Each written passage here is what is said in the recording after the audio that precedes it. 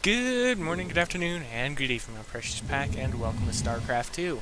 This is a random match I played against the AI recently. It was a versus match. It was one of the standard battles. It was one of the trial ones, whatever it is, to decide exactly what the difficulty of the AI is. So, I mean, it was just something. I haven't played StarCraft 2 online since I played in a tournament recently, and the idea behind this wasn't to really do anything major, not to do anything over the top, not to beat a bunch of elite AIs or anything like that, but just to step back into the ring a bit and see if tactics have changed with the AI or if it behaves differently or anything like that.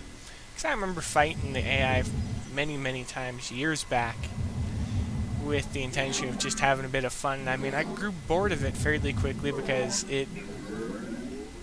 no matter what the difficulty was, even if it was outbuilding the player or anything like that, it didn't really feel challenging per se, because you could always anticipate what it was going to do. It was a fairly straightforward fight, but that doesn't take away from how the game looks and how the game plays, how the game feels overall. So, I wound up as Protoss playing as Random, which isn't all that bad because I enjoy playing as Protoss, Zerg. Actually, I play as all three of them. I typically leave it on Random because I enjoy all of them. But I'm going to do my most entertaining, well, my favorite tactic when I wind up as Protoss, that is a relatively light-based defense in favor of rushing to carriers.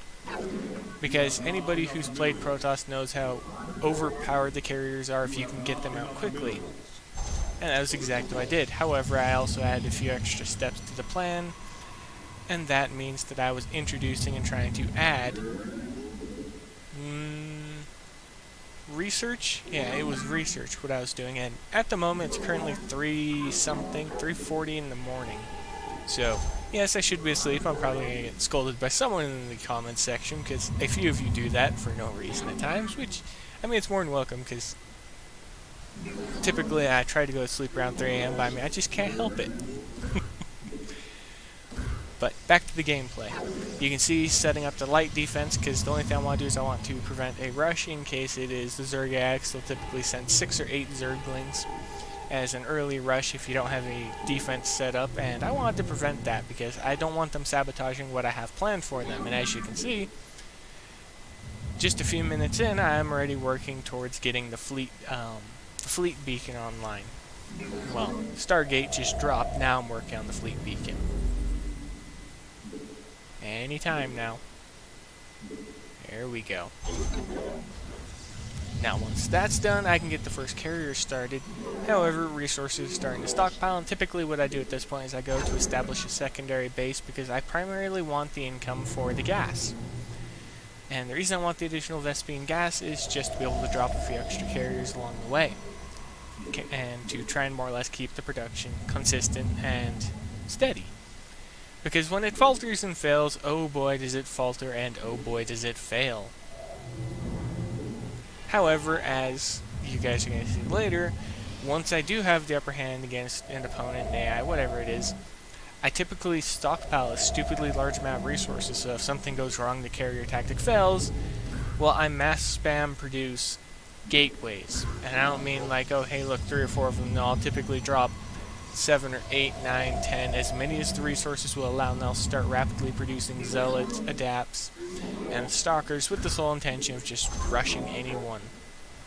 Because I had the resource advantage, and at times I'll split the carriers up into 2 or 3 groups. One group will attack the main base, one group will block the entrance and exit so no workers get out, while the third group will explore the map, and I'll try and hunt down any rogue outpost bases, whatever you want to call them.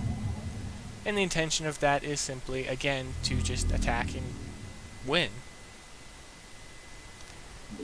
Though at times I find myself staring at the game because I still love how it looks despite the graphics being nearly what they were when the game was released for Wings of Liberty. Yeah. Tired of me showing its ugly face there and making me twist my own tongue. And a little bit of dehydration.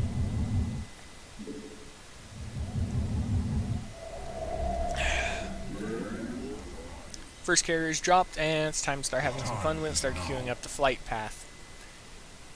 I do not have enough Vespene to start the next carrier though, and that is where the secondary outpost comes in. requires 250 Vespene gas, and, well, as you can see, I'm very short because I wasn't sending additional workers down to their base, which is one of the things I never really pay attention to when I'm micromanaging my base. I typically don't send additional workers when I start to get a new one up and running. I typically start building brand new workers for no reason, despite the fact that I have an overabundance at the primary base. And the fact that I needed the Vespene didn't get on top of that earlier and start producing the additional workers and sending them right into the Vespene. My brain's failing me. Here we go. This is where the commentary gets bad. Into whatever the refinery is for the Protoss. That's how tired I am at the moment. I can't even recall. I know it starts with an A, which is even worse. But as you can see, the first fight is underway, and I get the first strike against AI, and second carry is online.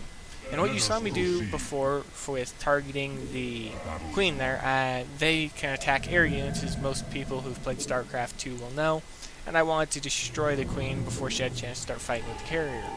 Because if you can get two queens that can start healing each other, they can very easily take out one carrier, which, I mean, it is a good tactic when you rush with a carrier. If you're Zerg, how you counter, you could just focus with two queens. If you have armor upgrades and ranged upgrades in place, you can rip the carriers out of the air as long as the player doesn't run away.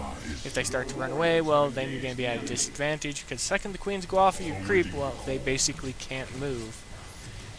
And again, there's yet another queen, and she just starts getting focused down. And you can see that the AI actually dropped 2 spore spires? No, spires, I think. Again, my brain isn't pulling all the information I need right now because it's telling me to crawl into bed instead of doing this commentary. But, well, as with what I want to try and do on the channel, moving forwards, like I've said so many times before, I want to just try and make sure content is consistently released. So today you guys get StarCraft while I'm preparing stuff in Vega. Tomorrow you guys will most likely get Supreme Commander while again I am preparing stuff in Vega. Oh, and in regards to the fact that I didn't talk about any of the new targets in the collateral event, I didn't even talk about the event store. Sorry about that, I just got preoccupied. And as with most other things, well, you guys have seen the ship in action, and I'm going to do a full fleet video of it once I have the complete fleet, and I'm most likely going to be attacking the Mark 6 Orator targets right now. My Behemoth is refitting. Once I finish with that target, though, I'll be finishing with the Dreadnought tutorials with the intention of, I've shown you how to get the Behemoth, so next I'm going to show you how to get the Segfault after you get the Orator. And you're going to use the Behemoth to farm the Orator, and then you're going to use the Orator and Zealots to farm for the Segfault. Now, at the moment, the development team actually has not made a way for us to earn Zealots aside from during events, which I think is a mistake on their part. They need to think of something.